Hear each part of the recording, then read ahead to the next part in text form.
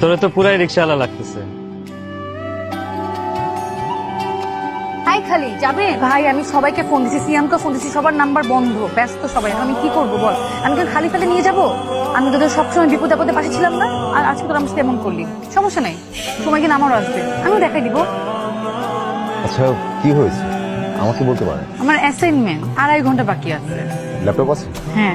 ঠিক আছে চলে আসেন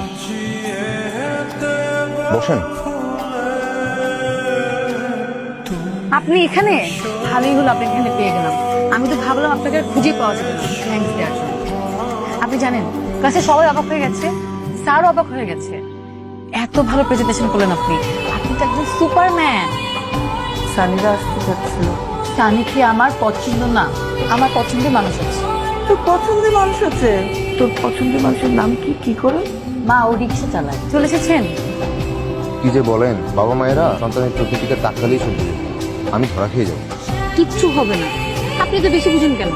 আমাকে কি করতে হবে? আর মা বাবাকে যে বলবেন আমাকে আপনার পছন্দ, কিন্তু আপনার বিয়ে করতে একটু সময় লাগবে। শালা কপাল রে মামা, রিক্সাওয়ালায় তুই নাই পড়ে কেন? পটাপটির কিছু না, মেয়েটি দেখতে কেমন? মেয়েটা দেখতে নক্ষত্রের মতো। মেয়েটার চোখের দিকে তাকালে মনে হয় এই অন্ধকার শহরের একমাত্র নক্ষত্র।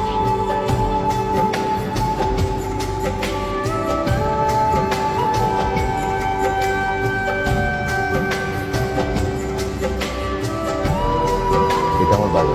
তোমার মা বাবা কোথায় থাকেন? কানাডা। তুমি মা বাবার সাথে থাকো না? বড় বোনের সাথে। এমনিতে কি করো তুমি?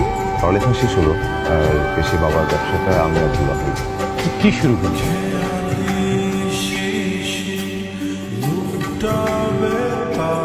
আমি বন্ধুদের সাথে বাজি ধরে রিক্সা চালক সেজেছিলাম, কিন্তু প্রথম যেদিন আপনাকে দেখলাম তখন মনে হলো আমি বছরের পর বছর এই মানুষটার জন্য অপেক্ষায় ছিলাম, যে মানুষটা সারা জীবন আমার হাত ধরে কাটিয়ে দিল। কিন্তু আমি আপনাকে কেন বিয়ে করব? আপনি আমাকে কেন বিয়ে করবেন? আচ্ছা একটা একটা বলার চেষ্টা করি। আমি প্রতিদিন আপনাকে অ্যাসাইনমেন্ট করে দিব, আপনার জন্য রিক্সা ভাড়া করে সারা শহর ঘুরে বেড়াবো। এটা আমার জন্য যে কেউই করবে। তো আপনার জন্য যেগুলো করবো। আমি কথা দিচ্ছি, আমি সব সময় তোমার পাশে থাকবো। বৃদ্ধ হয়ে গেলেও আমি তোমার হাত ধরে রাস্তা পার করি। আমি নিজে না খেয়েও আমি তোমাকে খাওয়াবো। তুমি কথা দিচ্ছি, আমি আজ ভালোবাসবো, কাল ভালোবাসবো, পরশু ভালোবাসবো, সব সময়। আহা শুনুন, আপনি ছাড়া কিন্তু আমার আর কোনো প্যাসেঞ্জার ছিল না।